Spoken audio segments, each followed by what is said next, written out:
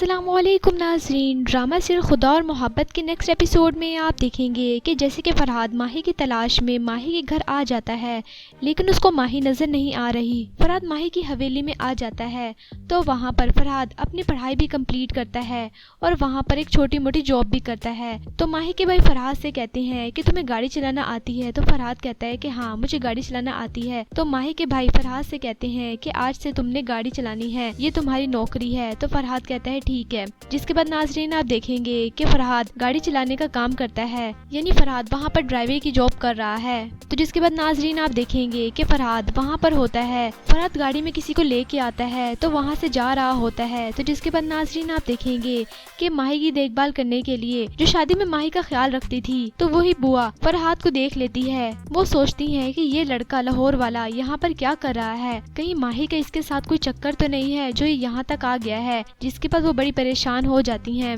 تو جس کے بعد ناظرین آپ دیکھیں گے کہ وہ ماہی کی بھابھی کے پاس آتی ہیں اور ان کو سب کچھ بتاتی ہیں۔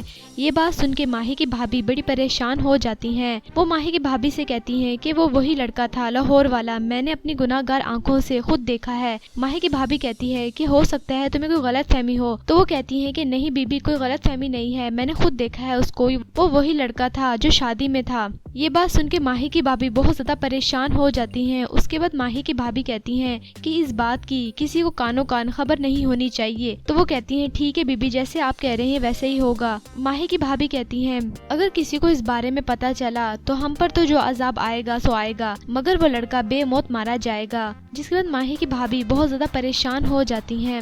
تو جبکہ دوسری طرف ناظرین آپ دیکھیں گے کہ فرحاد کی والدہ بہت زیادہ پریشان ہے اور روتی ہیں اس کو یاد کر کے۔ فرحاد کے والد فرحاد کی والدہ سے کہتے ہیں کہ حوصلہ کرو، اتنا کیوں رو رہی ہو اور پریشان ہو رہی ہو، وہ جاب کرنے کے لیے اور پڑھنے کے لیے گیا ہے، تم اس کے لیے دعا کرو۔ اس کے بعد فرحاد کے والد اپنی بیوی کو سمجھاتے ہیں اور کہتے ہیں کہ اولاد کی بہتری کے لیے ماں باپ کو اپنے سینے پہ بڑا سا پتھر رکھنا پڑتا ہے۔ تو فرحاد کی والدہ رونے لگتی ہیں اور کہتی ہیں کہ جب تک میرا بیٹا فیدی نہیں آتا نا، میں اسی طرح تڑپتی رہوں گی اور بے چین رہوں گی، مجھے چین نہیں آئے گا جب تک میں اپنے بیٹے کو نہیں دیکھ لیتی۔ تو فرحاد کے والد یہ ساری باتیں سن کے پریشان ہو جاتے ہیں اور کہتے ہیں کہ تم سمجھ کیوں نہیں آ رہا، وہ جاب کرنے کے لیے گیا ہے، اس کی بہتری کے لیے تم دعا کرو، نہ کہ تم پریشان ہو۔ تو جس کے بعد ناظرین آپ دیکھیں گے فرحاد ماہی کو ڈھونڈنے کی تلاش میں ہوتا ہے۔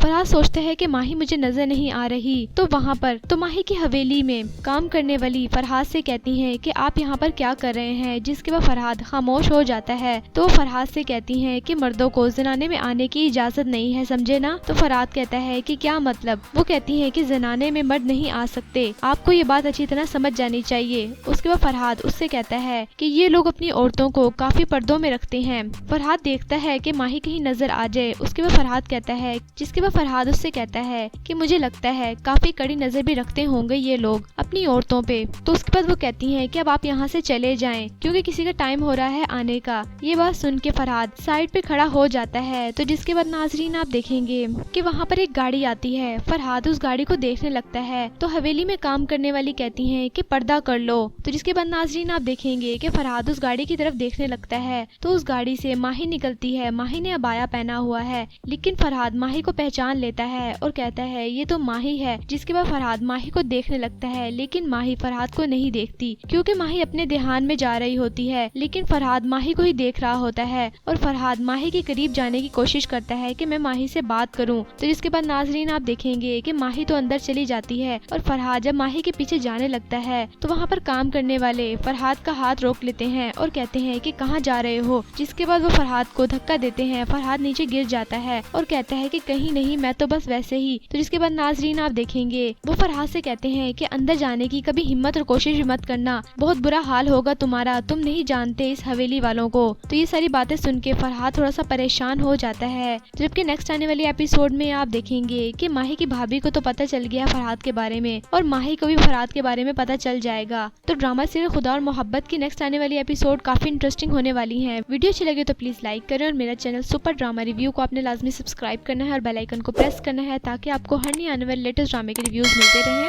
تب تک کے لیے اللہ حافظ۔